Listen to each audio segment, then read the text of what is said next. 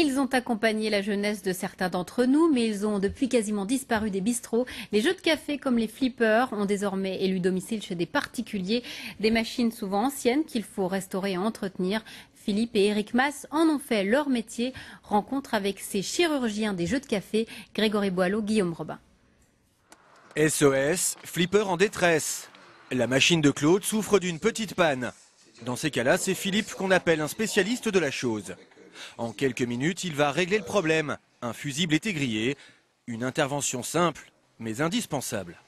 On voit de plus en plus de gens qui se font leur petite salle de jeu, leur petit coin tranquille. L'important aussi, c'est de leur apporter un suivi technique et un suivi d'entretien sur l'appareil pour qu'ils continuent à vivre dans de bonnes conditions pendant de nombreuses années. Un flipper à la maison, mais Claude possède aussi un billard et un baby-foot. Une salle de jeu qui lui rappelle sa jeunesse. C'est ce qu'on faisait quand on sortait avec les copains. Le baby, le flipper, le billard. Voilà, c'était ça. Simplement, retrouver mes 20 ans. Des particuliers qui s'équipent en flipper et autres jukebox. Un marché développé par Philippe et son frère Eric. Il y a 14 ans, ils reprennent l'entreprise créée par leur père en 1964. La réparation et la vente de jeux de café. Une affaire de famille chez les Mass. On est tombé dedans quand on était petit et le plaisir surtout de voir un flipper qui est usé complètement revenir presque à l'état neuf. Ça, c'est un vrai plaisir et que toutes les fonctionnalités soient remises en service. Très souvent, ces machines sont anciennes, fatiguées, voire complètement hors service. Il faut alors les restaurer et les retaper entièrement.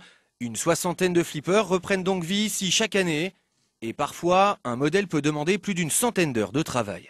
Il faut toucher un petit peu à tout. Il faut être aussi bien un coup électronicien, un coup électrotechnicien, un coup un petit peu mécano, un coup faut faire sortir un petit peu son côté artistique. Il faut toucher un peu à la peinture, il faut toucher un petit peu à l'autocollant, il faut toucher au petit bricolage aussi sur l'ordinateur. On a toujours quelque chose à apprendre et à améliorer. Une seconde jeunesse pour ces machines qui ont déserté depuis longtemps les cafés. Aujourd'hui, Philippe et Eric essayent pourtant d'y introduire de nouveaux loisirs, comme cette version de jeu de fléchettes. Une machine connectée à Internet où l'on peut affronter un adversaire à l'autre bout du monde, le tout en présence de petites caméras. Une nouvelle révolution dans les bistrots.